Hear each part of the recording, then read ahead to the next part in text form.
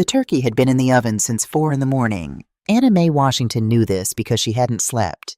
She'd been up since 3:30, standing at the kitchen counter in her housecoat and slippers, pressing her palms flat against the cool formica while the coffee brewed. The kitchen smelled the way it always smelled on the 4th Thursday of November. Warm butter, brown sugar, the faint bite of cloves she tucked into the sweet potato casserole the way her mother had taught her, and her mother's mother before that. Outside, Atlanta was still dark. The neighbors' houses sat quiet behind their frost-dusted lawns. But inside this house, her house, the one with the green shutters Harold had painted 3 summers before he got sick, every light was on. The table was already set. White linen tablecloth, the good one she kept in the cedar chest 11 months out of the year. Her grandmother's china, cream with a thin band of gold around each rim. Crystal glasses Harold had carried home from an estate sale in Decatur back in 1999, wrapped in newspaper, tucked under his arm like treasure. Cloth napkins folded into the shape of a fan. She'd learned that from a magazine in 1987 and never stopped. 14 settings. Anna stood in the doorway between the kitchen and the dining room, dish towel over her shoulder, looking at the table she had spent 2 hours preparing the night before. For a moment, just a moment, it looked the way it used to look, full of possibility, full of people who were glad to be there. She turned back to the stove. It's going to be fine, she told herself. Today is going to be fine. She believed it the way you believe something you're not entirely sure about. Firmly, loudly, with both hands. What she did not allow herself to think about, not yet, not while the cornbread was in the oven and the cranberry sauce was cooling on the counter, was the text message she had received 9 days ago. The one from Diane's number, the one that wasn't meant for her. She would think about that later. Right now, she had a turkey to baste. Anna Mae Washington had lived in this house for 37 years. She and Harold had bought it in the spring of 1987, when interest rates were still robbery, and the neighborhood was not yet what the real estate listings now called desirable. They had driven past it on a Sunday afternoon with their realtor, a young man named Gerald, who kept apologizing for the overgrown yard and the peeling paint on the front porch, as if Anna and Harold couldn't see past the surface of a thing. Harold had gotten out of the car before Gerald finished parking. He walked up the front path, hands in the pockets of his good slacks, and stood looking at the house for a long time. Then he turned around and looked at Anna, still in the passenger seat, and he smiled. That slow, quiet smile she had fallen in love with in the church choir 20 years before. "This is it," he said. He was right. It was. They had bought the house on a nurse's salary and a mechanic's salary, and the stubborn belief that if you paid something off a little at a time, long enough, it would eventually be yours. Harold fixed the porch boards himself. He repainted the shutters. Green, because Anna wanted green. He built the bookshelves in the living room on a weekend in October, and she still remembered standing in the doorway watching him, sawdust on his forearms, measuring twice before every cut. Kevin had been born the following year, Diane 2 years after that. The house had filled up, and then, the way houses do, it had slowly emptied again. Kevin to college, then to a job in Charlotte, then back to Atlanta when he married Sheila. Diane to Atlanta State, then to a downtown apartment, then to Robert. Robert with his firm handshake and his too loud laugh and his habit of talking over people without noticing he was doing it. Harold had died in the spring of 2018, not suddenly. That was the thing people didn't understand, or maybe the thing they forgot once enough time had passed. Harold did not die suddenly. He died slowly, the way a tide goes out. A little more each week, then a little more, until one morning Anna woke up and the bed was only hers. She had kept the house. Diane had suggested, gently at first and then less gently, that perhaps the house was too large. Too much yard. Too many stairs. "Mom, have you thought about one of those nice communities in Sandy Springs? They have everything right there. A pool even." Anna had looked at her daughter across the kitchen table and said, "I'm 62 years old, Diane. I am not moving into a community." She had not brought it up again, at least not to Anna's face. Thanksgiving had once been the best day of the year in this house. In the years when the children were small, Anna started cooking on Wednesday evening.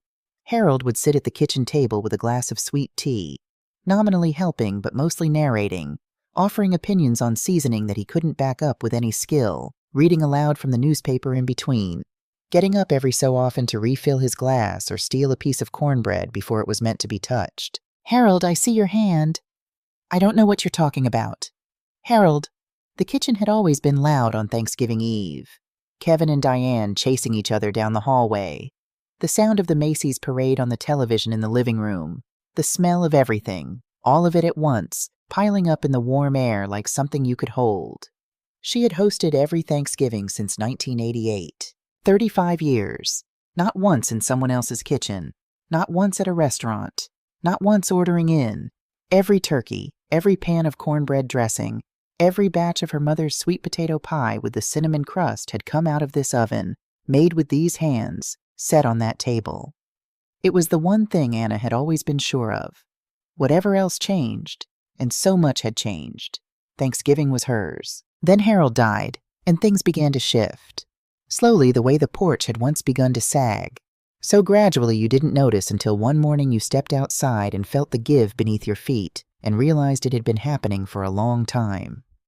The first Thanksgiving after Harold, Diane had brought Robert's parents without asking. "It just made sense, Mom. They were going to be alone otherwise." Anna had smiled and set 2 more places and said it was fine. It was fine. The second year, Robert had looked at the turkey Anna set on the table and said, "You know, Patricia, that's Robert's mother. She does a dry brine turkey that is honestly life-changing. You might want to try it sometime, Helen." Her name was not Helen. He had called her Helen twice before. She still did not know where he had gotten it from. The third year, Diane had started talking about restructuring the holidays. Who hosted what? What made logistical sense? How maybe Anna's house wasn't the most central location anymore. Anna had listened to this conversation happen around her at her own dining room table while she was still in the kitchen bringing out the green beans. And this year there was the text message. She had not been meant to see it. That was the thing about text messages. They arrived without warning, and sometimes the warning was the message itself. 9 days before Thanksgiving, Anna had been sitting in the living room with her phone in her lap, waiting for Kevin to confirm what time he and Sheila were bringing Brianna. Her phone had buzzed with a preview notification. "Diane, don't forget, nobody brings up the house stuff until Mr. Williams leaves. Robert says he just needs to see the property," and the preview cut off there. Anna had stared at the screen for a very long time. Then she had set the phone face down on the cushion beside her and looked at the bookshelves Harold had built and breathed in and out slowly, the way she had learned to do in the years she spent as a night shift nurse, when staying calm was not optional. Mr. Williams. She had heard the name before. Robert mentioned him at Kevin's birthday dinner in September. His boss, he'd said. A very successful man. A real estate attorney. The kind of man who knew exactly what things were worth. Anna had thought nothing of it at the time. She thought something of it now. She did not reply to Diane. She did not call Kevin. She sat in her living room for 20 minutes, in the house Harold had built the bookshelves in, and she thought about what it meant that her children were having conversations about her house in a group chat she was not part of. Then she picked up her phone and called a different number. "James," she said when he answered. "It's Anna Washington. I'm sorry to call on a Saturday. I need to talk to you about something. Can you see me Monday?" James Holloway had been Harold's lawyer and then Anna's lawyer for 22 years. He had a calm voice and the unhurried manner of a man who had seen a great many things and was not easily surprised by any of them. "Of course," he said. "Monday morning. I'll have coffee ready." Anna thanked him and hung up. She had not told Diane she knew. She had not canceled Thanksgiving. She had gone to see James on Monday, come home, and continued cooking. In her kitchen. In her house. She was going to let today happen. She was going to watch it unfold. And then she was going to make very sure they understood something about who this house belonged to. But first, the turkey needed basting. By 11 o'clock, the house smelled extraordinary. Anna had changed out of her housecoat into her good burgundy dress, the one she wore to church on special Sundays, and put on the pearl earrings Harold had given her for their 25th anniversary. She had done her hair. She had put on lipstick. She stood in front of the hallway mirror and looked at herself. 65 years old. Gray at her temples, and she had long since stopped apologizing for it. Fine lines around her eyes that she thought of as evidence. Evidence of laughter. Evidence of years. Evidence of a life that had actually been lived. She had her mother's cheekbones and her father's steadiness, and somewhere, underneath the burgundy dress and the pearl earrings and the careful calm she had been practicing for 9 days, a slow, quiet fury that she was keeping very still. "You look beautiful, May." She could hear Harold's voice as clearly as if he were standing behind her. He had always called her May, the name her grandmother used, the name that meant herself and not someone's mother, or someone's wife, or the woman in the kitchen who made Thanksgiving happen. "I know," she said quietly, to the mirror. She went back to the kitchen. Kevin arrived first, at 10 minutes past noon. He came through the front door the way he always did, keys jingling, voice ahead of him, filling the space before he entered it. "Mom, Mom, it smells incredible in here." He came into the kitchen and hugged her with both arms, the way he had hugged her since he was small, and for a moment he was just her son, and everything else fell away. Kevin. She held on a beat longer than usual. "You okay?" he asked, pulling back to look at her. "I'm wonderful," she said. "How was the drive?" Sheila came in behind him, already on her phone, stiletto boots on the hardwood. "Hey, Anna." She air-kissed in Anna's direction without quite making contact and moved into the living room. Anna watched her go. Then a small body launched itself around the kitchen doorframe. "Bah!" Brianna, 9 years old, missing her 2 front teeth, wearing an orange dress with a big bow in the back that she had clearly chosen herself. She hit Anna at about waist height, and Anna caught her and held her tight, pressing her lips to the top of Brianna's head. "Baby girl." "It smells like when I was little," Brianna said into Anna's stomach. "It smells exactly the same because I make exactly the same things." "Can I have a piece of the cornbread?" "Absolutely not. Not until dinner." Brianna pulled back and looked up at her with an expression of profound betrayal. Anna held up one finger. "Don't push it." And Brianna sighed dramatically and went to find Kevin. Anna stood in her kitchen alone for a moment, smiling. Diane arrived at 12:45. She did not come into the kitchen. Anna heard the front door, heard voices. Diane's, then Robert's, then Tyler's flat teenage mumble, heard movement in the entryway. She waited. She counted the seconds the way she used to count between contractions when her patients were in labor. 10, 20, 30. Diane appeared in the kitchen doorway. She was wearing a camel-colored blazer, and her hair was freshly blown out. She looked, as she often did, like someone about to give a presentation. "Mom, Diane, you look beautiful." "Thank you."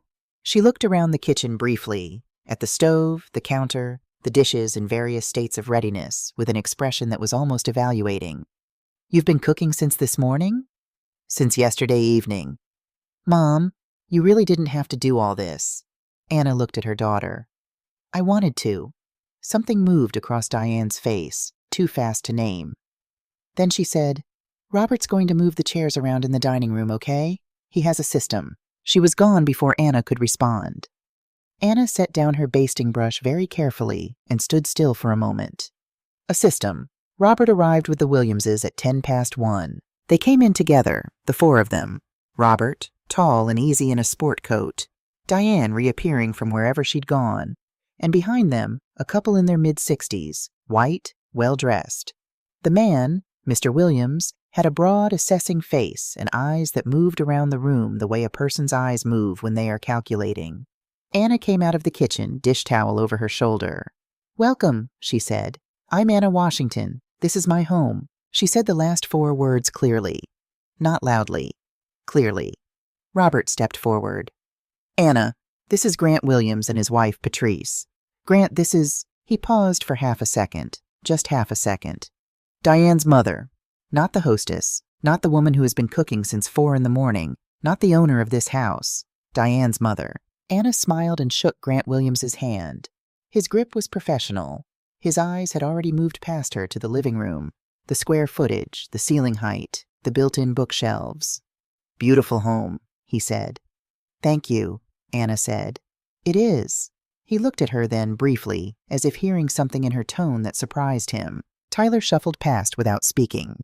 His headphones were around his neck, a concession, Anna supposed, to the occasion. He smelled like the inside of a car. He was 14, and she remembered 14, and she did not hold it against him, except that he had not looked at her once. Anna went back to the kitchen. She stood at the stove and looked at Harold's recipe box, sitting in its usual spot on the shelf above the microwave. Faded index cards in his handwriting. Sweet potato pie. Mama's way. Cornbread. The real kind. She touched the corner of the box lightly with one finger. "Okay, Harold," she said quietly. "I see it. I see all of it." She picked up her basting brush. The turkey needed one more round before she called everyone to the table. Anna called everyone to dinner at 2:00. She stood at the entrance to the dining room and said it the way she had said it every year for 35 years. Not loudly, not with any particular ceremony, just dinner's ready, and listened to the sounds of the house rearranging itself. The television going quiet. Footsteps on the stairs. The scrape of chairs. She had carried every dish out herself. The turkey, golden and crackling on Harold's old carving platter. The cornbread dressing in the white casserole dish with the blue rim. Sweet potato casserole. Green beans with smoked turkey neck. Cranberry sauce she had made from scratch because the canned kind had never crossed her threshold. Dinner rolls, still warm. Sweet potato pie cooling on the kitchen counter, waiting its turn. She had done this without asking for help. No one had offered. When she finally came out of the kitchen and took her seat, she realized something. She was sitting at the end nearest the kitchen door. Not at the head of the table, not at the foot even. The foot was where Kevin sat, across from Diane.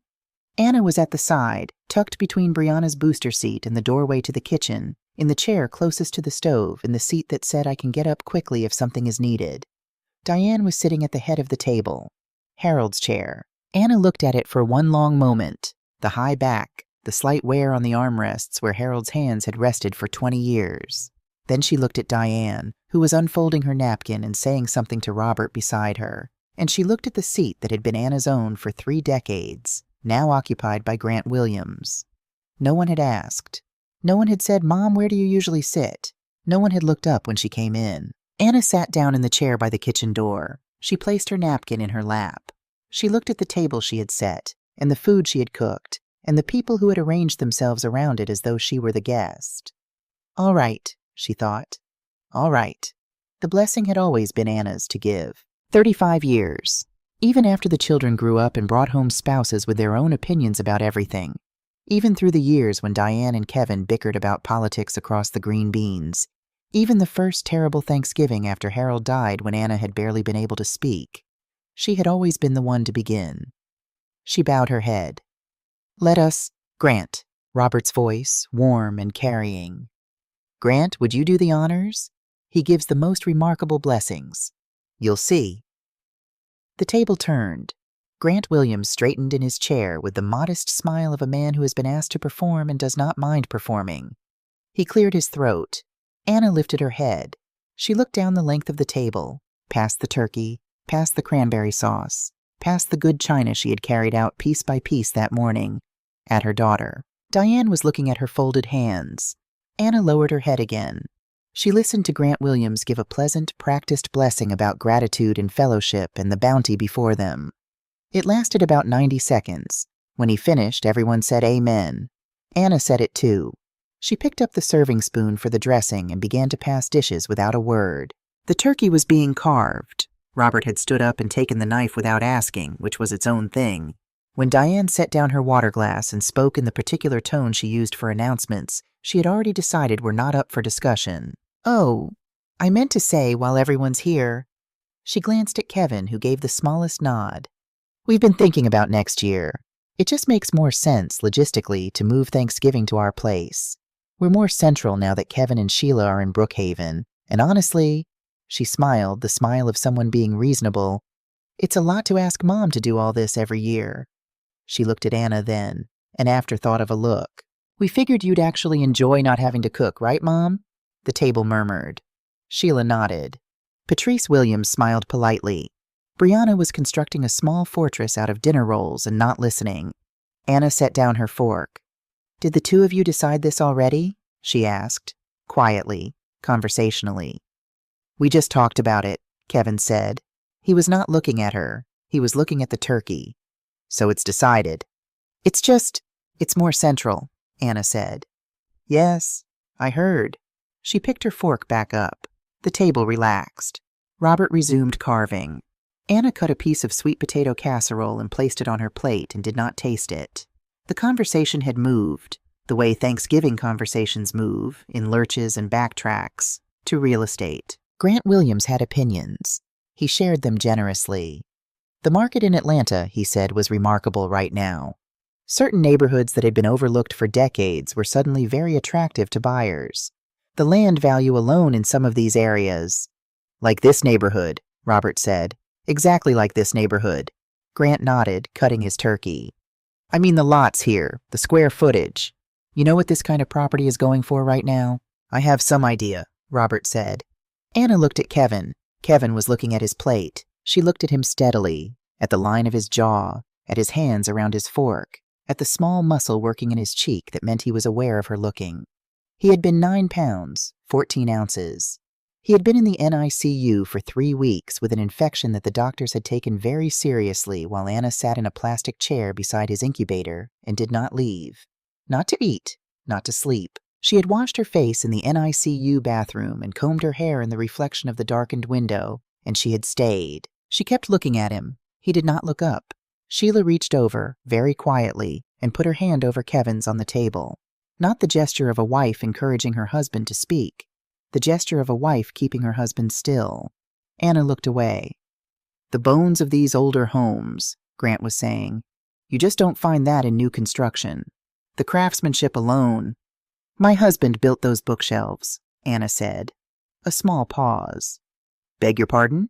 Grant said. The bookshelves in the living room, the ones you were admiring when you came in. My husband Harold built those in October of 1989. He measured every piece twice before he cut it. She looked at Grant Williams pleasantly. I thought you should know whose craftsmanship you're admiring. A beat of silence. Well, Grant said. He did beautiful work. Yes, Anna said, he did.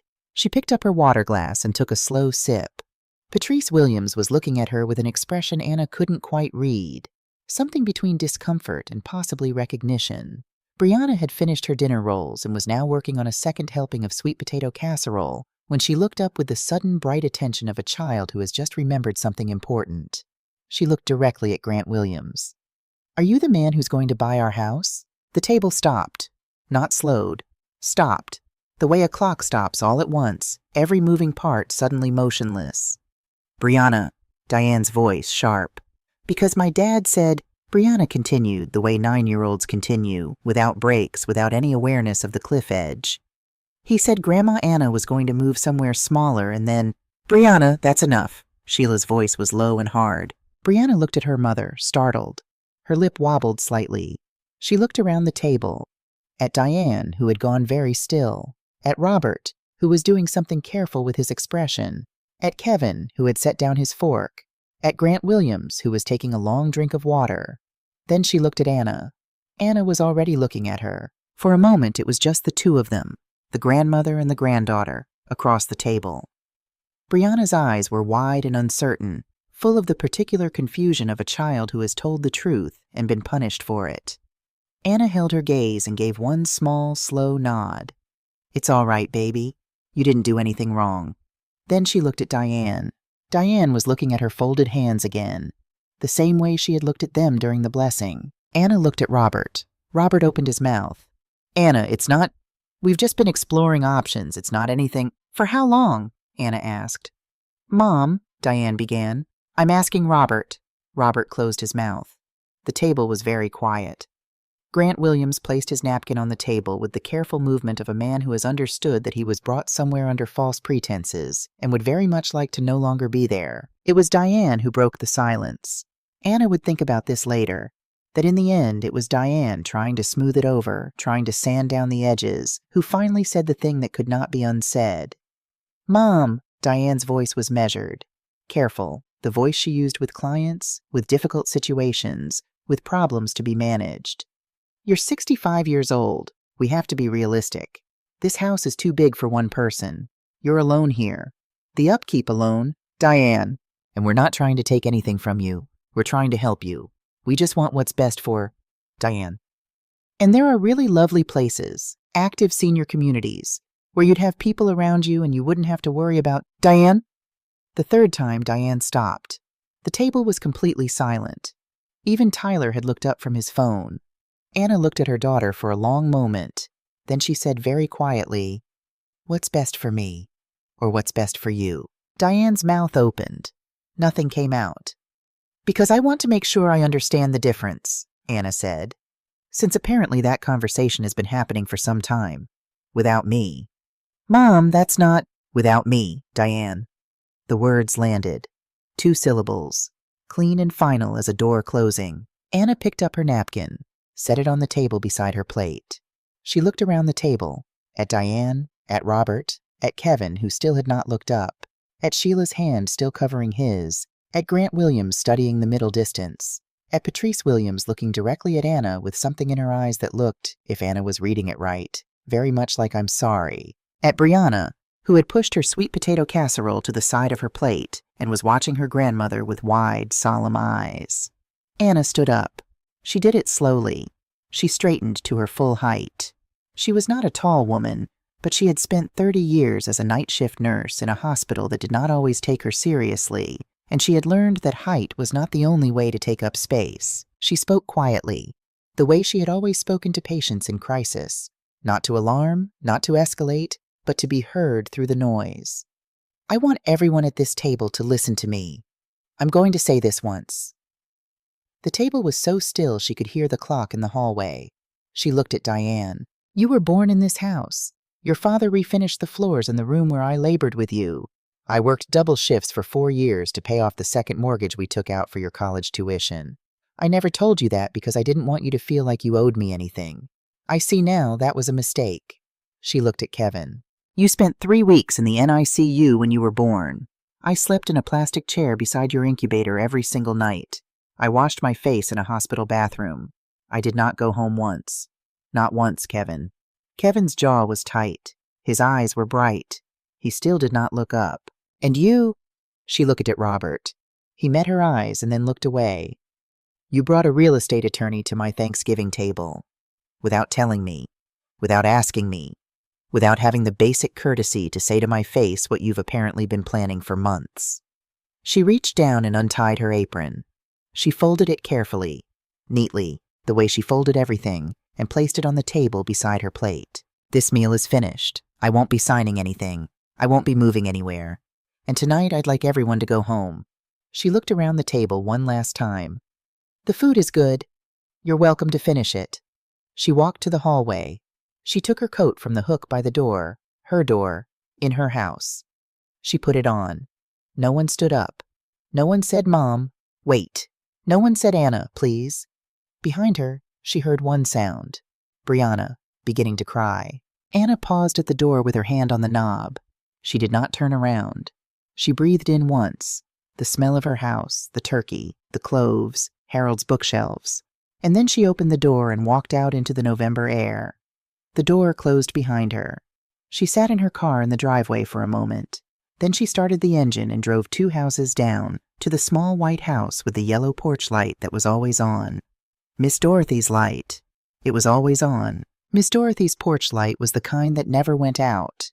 Anna had noticed this years ago, in the early mornings when she came home from night shifts, in the late evenings when she sat on her own porch, unable to sleep, in the strange, hollow hours after Harold's funeral, when the world felt like a place she no longer recognized. Dorothy Simmons kept her porch light on the way some people kept a candle in the window. Not for any particular person, just in case. Anna parked in front of her own house, sat for a moment, then got out and walked the 2 houses down without thinking about it. The November air was cold and clean against her face. Her good burgundy dress was still on. Her pearl earrings. She had left the turkey on the table and the sweet potato pie on the kitchen counter and 35 years of Thanksgiving in the hands of people who had not deserved it. She knocked on Dorothy's door. The sound of a television, then footsteps, then Dorothy, 71 years old, gray locks pinned up, reading glasses pushed to the top of her head, wearing a housecoat the color of a marigold, opened the door and looked at Anna on her porch in a burgundy dress and a winter coat and said nothing for a moment. Then she said, "Come in. I'll put the kettle on." That was all. Anna came in. Dorothy's living room was the opposite of Anna's in every way. Crowded with plants, stacked with books, photographs covering every surface, a quilt on every chair. It smelled like ginger and something faintly floral, and the television was showing an old black and white film that Dorothy muted without comment when Anna sat down on the sofa. Anna did not speak right away. Dorothy went to the kitchen, the sound of water running, the tick of the stove. She came back with 2 mugs and sat in the armchair across from Anna and handed her the tea, and that was that. They sat for a while. Outside, it was getting dark. The streetlights came on one by one. "Dorothy," Anna said finally, "I think I just walked out of my own Thanksgiving." Dorothy wrapped both hands around her mug.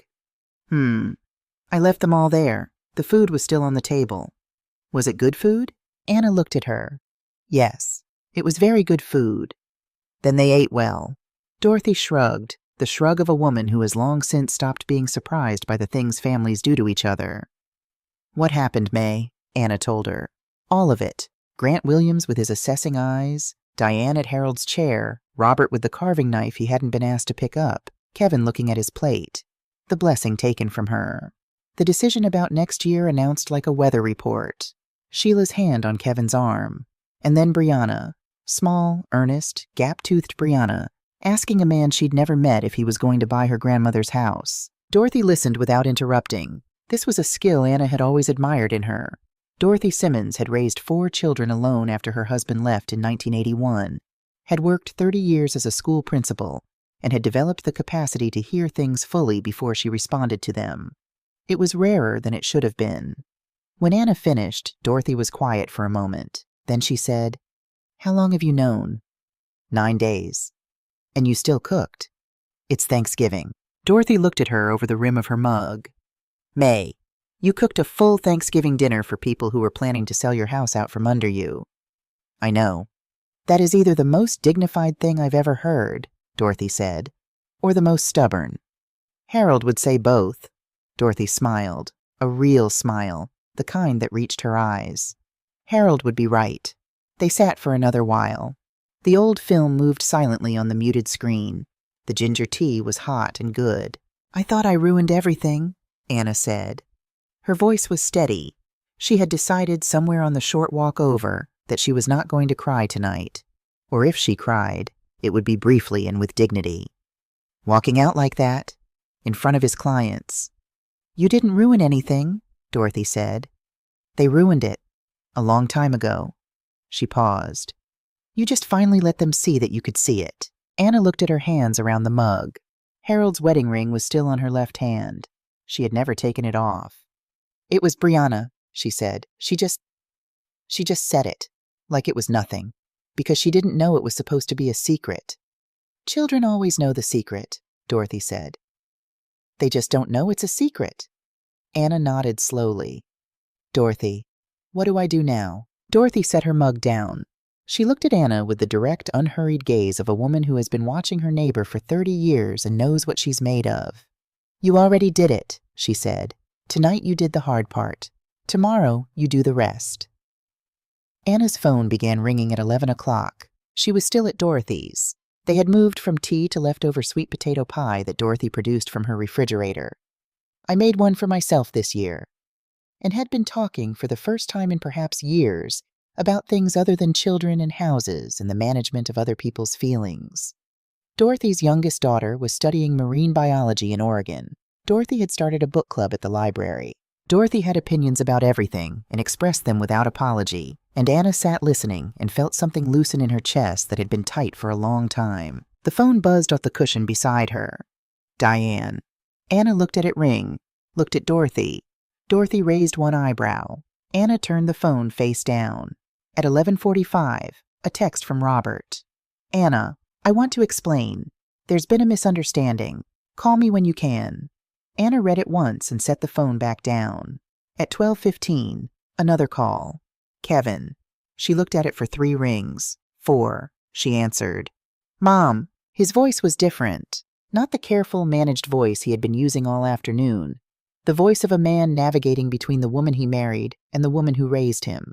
This was smaller, older. The voice of the boy who used to call her from college when something went wrong. "Mom, I'm sorry." She closed her eyes. "What are you sorry for, Kevin?" A long silence. "I didn't say anything," he said, "when I should have." "No," she said. "You didn't. I know." His voice cracked slightly on the word. "I knew about the Williams thing. I told Diane I wasn't comfortable, but I didn't." He stopped. "I didn't say it out loud. Not to you. I should have said it to you." Anna sat with that for a moment. It was not enough. She knew that, and she suspected Kevin knew it too.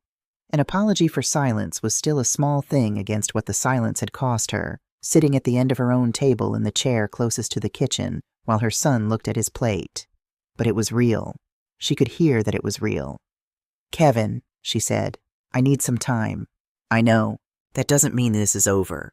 You and we're not over. But I need you to understand that what happened today cannot happen again.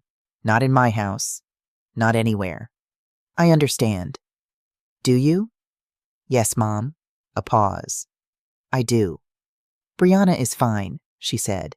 "She didn't do anything wrong. You tell her that from me." "She's been upset all evening." "I know. Tell her anyway." After she hung up, Dorothy poured her more tea without being asked. "He apologized," Anna said. "I heard. It wasn't enough." "No," Dorothy agreed. "But it's a start. Whether he follows through, that's the part that counts." Anna nodded. She tucked her phone into her coat pocket. "I should go home," she said. "You can stay here." "No." Anna stood up, straightened her dress. "That's my house. I'm going home to my house." Dorothy walked her to the door. They stood for a moment on the porch, in the cold, under the light that was always on. "Thank you," Anna said. "You don't have to thank me for tea." "I'm not thanking you for the tea." Dorothy looked at her. Then she reached out and squeezed Anna's hand once, firmly, and let go. Anna walked home. The house was empty. They had cleared the table. She would give them that. The dishes were stacked by the sink, not washed, but stacked. The leftover turkey was covered in foil. Someone had blown out the candles. Harold's chair was pushed back in at an angle, the way it always was when someone stood up in a hurry. Anna moved through the rooms slowly, turning on lights. The living room with the bookshelves, the hallway with the photographs. The master bedroom that was still hers, had always been hers, would remain hers.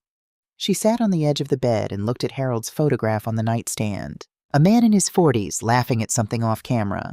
She had taken the picture at a church picnic in 2003. He hadn't known she was photographing him. That was why she loved it. He was entirely himself in it, not posing, not performing, just laughing because something was funny. "Harold," she said, "you should have seen tonight." She thought she could hear him. Not words exactly. More like the sense of him. The quality of attention he always gave her, the way he listened without rushing to fix things. "I stood up," she said. "I said what I needed to say. Then I left." She looked at the photograph for a long time. "I think that was right," she said. "I think that was finally right." Monday morning, 9 o'clock. James Holloway's office smelled like old books and good coffee, and James himself looked the same as he always had, unhurried, careful, with the kind of face that had heard everything and been changed by some of it. Anna sat across from his desk and put a folder on the surface between them. "Tell me what we're working with," he said. She told him, and then she told him the rest, the part she had not told anyone, not even Dorothy. Because 9 days ago, when the text message had appeared on her phone and she had sat very still in her living room and thought about what it meant, she had done something practical. She had borrowed Tyler's phone. Tyler, 14, headphones around his neck, uninterested in everything, had left his phone on the kitchen counter during Kevin's birthday dinner in September when he went to the bathroom. Anna had picked it up without thinking, intending to move it out of the way, and the screen had lit up with a notification from a group chat. Family planning. Anna's house. She had not meant to look. She had looked. She had read 3 months of messages in 4 minutes. Then she had taken photographs of the screen, methodically, every visible message, before Tyler came back from the bathroom, and she set the phone down exactly where she'd found it. James Holloway looked at the photographs she had printed out and placed in the folder. He was quiet for a long time. "Anna," he said finally. "They contacted a real estate firm in August." "I know. They had a preliminary valuation done without your knowledge." "I know. And they were discussing," he paused, "placement options for you." "Placement," Anna repeated. The word tasted exactly like what it was. "There are 3 messages here specifically discussing a facility in Marietta." He looked up at her.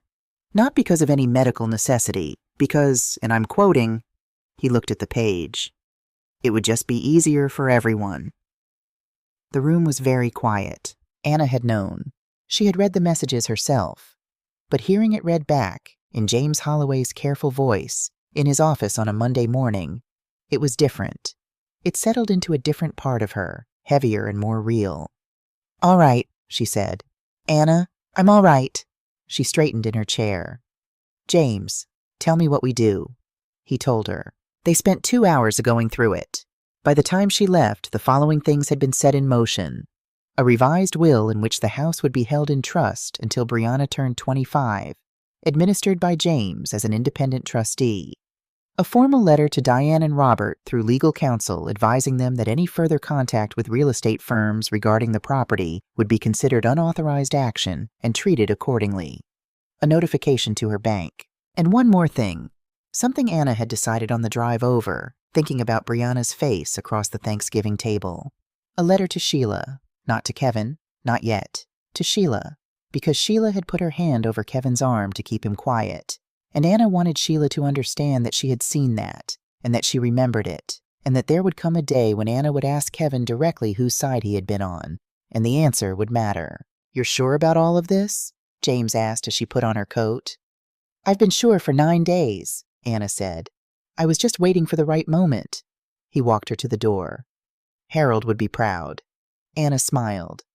"Harold would say I took too long." Diane did not call for 10 days. Anna noted this without surprise. Diane had always processed difficulty by going quiet, retreating into the composed, organized version of herself until she had decided how to present the situation in the most favorable light. Anna had watched her do this since she was 12 years old. When Diane finally called on a Thursday evening, her voice had lost its presentation room quality. She sounded tired. "Mom, Diane, I got the letter from your lawyer." "I know." A long pause. "Did you mean all of it?" "Every word." Another pause. When Diane spoke again, her voice was quieter, stripped of its management. "I thought I was helping," she said. I know how it sounds, but I genuinely thought, you're alone there, the house is big, and I thought, Diane, if we could just get you somewhere more, Diane." Anna's voice was gentle but firm. "Stop." Silence. "You didn't ask me," Anna said. "That's the whole of it. You didn't ask me what I wanted. You made a plan for my life without sitting down and asking me what I wanted from it. And when I try to imagine why," she paused, "I think it's because some part of you has been treating me like furniture for a long time. Something to be managed, arranged, moved when inconvenient." She heard Diane's breath catch. I'm not saying you don't love me. I believe you love me, Diane. But love without respect is it's management. And I deserve more than to be managed." The line was quiet for a long moment. "I don't know how to fix this," Diane said finally. Her voice was small. "I know," Anna said. "That's okay. Neither do I yet. But I think the first step is that you stop pretending there's nothing to fix." On a Saturday afternoon, 3 weeks after Thanksgiving, a car pulled up in front of Anna's house. Sheila got out. And then Brianna. Anna watched from the living room window as they came up the front path. Sheila in her coat, walking quickly with her hands in her pockets, and Brianna in her orange puff jacket, the one with the hood shaped like a bear, looking up at the house with an uncertain expression. Anna opened the door before they knocked. "Hi, Anna," Sheila said. She looked tired. She looked, Anna thought, like a woman who had been having difficult conversations in her own house for 3 weeks and had finally decided to do the one thing that might actually help. Kevin was not with her. "Come in," Anna said. Sheila shook her head. "I'm just dropping her off if that's okay. I'll be back in an hour." She looked at Anna directly. "She's been asking to see you since Thanksgiving, every day." Anna looked at Brianna, who was looking at her shoes. "Of course it's okay," Anna said. Sheila put her hand briefly on Brianna's shoulder, "Go on," and walked back to the car. Anna watched her go, then looked at her granddaughter. "You hungry?" Brianna looked up. "A little." "I have cornbread." Brianna's face shifted immediately toward something less uncertain. She came inside. They sat at the kitchen table, not the big dining room table with the china and the linen, just the kitchen table where Anna ate her regular meals, with the salt and pepper shakers Harold had bought at a roadside market in Tennessee and the African violet on the windowsill that had been blooming since 1994. Anna cut 2 pieces of cornbread and put butter on Brianna's without asking, because Brianna always wanted butter. They ate for a while without talking. The kitchen was warm. The afternoon light came through the yellow curtains Anna had rehung after Thanksgiving, the ones she had made herself from fabric she'd found at a market in 1998. Bah, Brianna said finally. She used the Vietnamese word for grandmother. Kevin's wife Sheila had taught her both, and Brianna moved between them without thinking. Did I make things bad? At Thanksgiving? Anna set down her cornbread. No, she said. You made things true. That's different. Brianna considered this with the seriousness of a child working through a difficult math problem. But everyone got mad. People sometimes get mad when things are true, Anna said. Because the truth changes things, and change is uncomfortable. But she looked at her granddaughter steadily. If you hadn't said what you said, I wouldn't have known for certain what was happening. And knowing was important. Knowing meant I could protect myself. Protect yourself from what? From people taking things that belong to me. Brianna looked around the kitchen, at the African violet, at the salt and pepper shakers, at the cornbread on her plate. This house, she said. Yes. Are they still going to take it? No, Anna said. They are not. Brianna nodded slowly. Then she looked up with the directness that Anna had loved in her since she was old enough to ask questions. Is it going to be mine someday? Daddy told Mom he heard something about… Yes, Anna said. When you're 25, if you want it. Brianna was quiet for a moment. She looked at the kitchen with new eyes, the careful, considering eyes of someone who has just been told that something matters and is trying to understand why. Why 25? She asked. Because by 25, Anna said, you'll know what it means. You'll understand what was built here. And you'll be able to choose, really choose, whether you want it or whether you want something else. Either answer is right, but the choice will be yours. Brianna looked at her for a long moment. I already know I want it, she said. Anna smiled. I know you do, baby, she said. Eat your cornbread. The following November, Anna Mae Washington hosted Thanksgiving. Not the Thanksgiving anyone was expecting. Diane had called in October, carefully the way she'd been calling since the lawyer's letter, with a new tentativeness that Anna was still getting used to, and asked about the holiday. Are you thinking about, would you want… I'm hosting, Anna said, but it'll be different this year. Different how? Different, Anna said. I'll let you know. She sent invitations by text on the 1st of November. Dorothy received hers while sitting in her garden. She read it twice and then called Anna. May, is this real? It's real. You're sure you want me there? Dorothy, you're at the top of the list. James Holloway received his at his office and replied within minutes. Patricia and I would be honored. She'll bring her sweet potato pie. Forewarning. Claire, the woman Anna had met at the community yoga class she'd joined in January, who had a laugh like a car alarm and had been trying to get Anna to try pickleball since March, replied with 3 exclamation points and a question about whether she could bring her rescue dog. Anna said no to the dog and yes to everything else. Sheila called. Kevin wants to know. Kevin is welcome, Anna said. So are you and Brianna. Tell him I said that. And Diane? Anna considered it.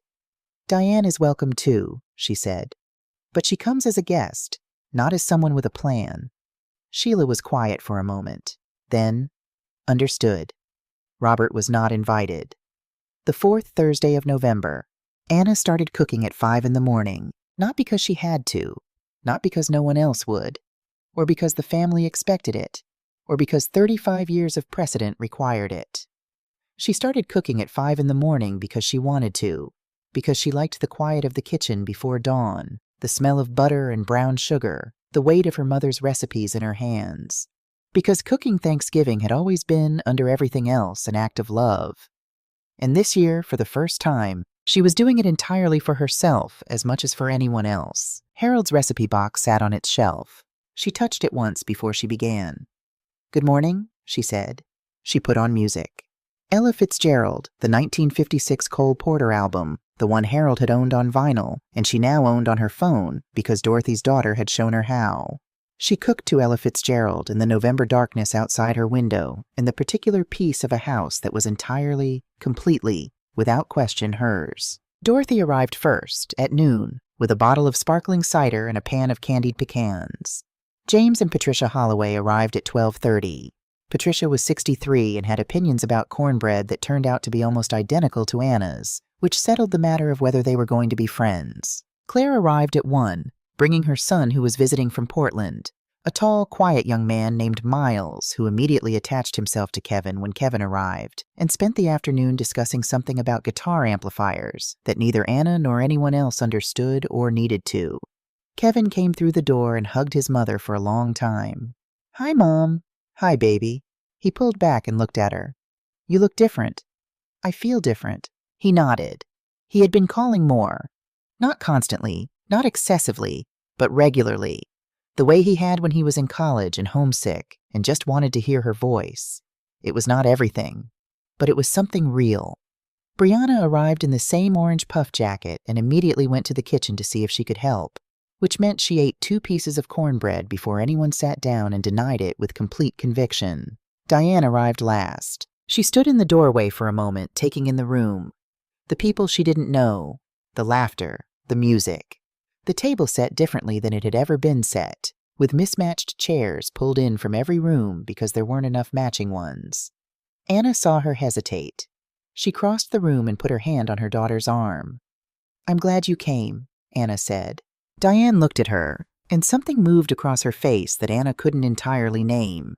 Not quite guilt, not quite relief, not quite the thing that comes before forgiveness. The thing just before it, the threshold. "I'm trying, Mom," she said quietly. "I know," Anna said. "So am I." She handed her daughter a glass of cider and led her into the room. Before they ate, Anna stood at her own table, in her own chair, the one she had chosen, the one she had placed at the head where Harold used to sit, where she had every right in the world to sit, and she looked at the people around her. Dorothy, who had kept the light on, James and Patricia, who had armed her with the law, Claire, who had showed her that new things were still possible at 65, Kevin, who was learning, Brianna, who had told the truth without knowing it, Diane, who was standing at the threshold of something she hadn't yet decided to walk through, and at the far end of the table, Harold's chair, which Anna had chosen to leave empty this year. Not as a memorial, not as a wound, just as an acknowledgement that he had been here, that this house held him still, that she was his and he was hers, and nothing that had happened in the last year had changed that. She bowed her head. "This year," she said, "I am grateful for what held. The house that Harold built, the neighbor who kept her light on, the granddaughter who told the truth, and the knowledge, which took me 65 years to fully understand, that taking up space is not selfishness. It is simply existing. It is simply being here." She paused. "We are here. All of us. Let's eat." Brianna said amen first. Everyone else followed. Later that evening, after the dishes were done and the guests had gone and the house had settled back into its quiet, Anna sat on the front porch. She had her coat on and her mother's quilt over her lap. The Atlanta night was cold and clear, the sky the particular dark blue of November, and the street was empty except for one car moving slowly at the far end of the block. She had Harold's recipe box in her lap, not for any reason. She had just picked it up on her way through the kitchen, the way you pick up something familiar when you want to feel settled. She turned it over in her hands, the worn wood, the faded index cards visible through the open lid, his handwriting on the tabs. Thanksgiving, Christmas, Easter, the good stuff. He had written that, the good stuff, as a category heading. She had always meant to ask him what the alternative category was. She looked out at the street. Dorothy's porch lights was on. Anna smiled. She opened the recipe box and took out a blank index card from the back. There had always been blank ones, for new things, for things not yet written down. She took the pen from her coat pocket and she wrote, in her own careful handwriting, Thanksgiving, Anna's way. Start the night before. Start early. Start alone if you have to. Cook what you love, not what you're expected to love. Set the table for the people who choose to come, not the people who take up space. Say the blessing yourself. Sit at the head of your own table. She put the card in the front of the box before all of Harold's recipes. Then she sat on her porch in the cold and the dark and the quiet, and she felt, for the first time in longer than she could remember, like exactly herself. Not Diane's mother, not Harold's widow, not the woman in the kitchen, the woman in the guest chair, The woman who could be managed and arranged and moved when inconvenient. Just Anna Mae Washington, in her house, under her sky. 65 years old, she said softly to no one, to Harold, to the November air. And I'm just getting started. Down the street, a little boy on a bicycle rode past and waved. "Hey, Mrs. Washington." She waved back. The porch light stayed on.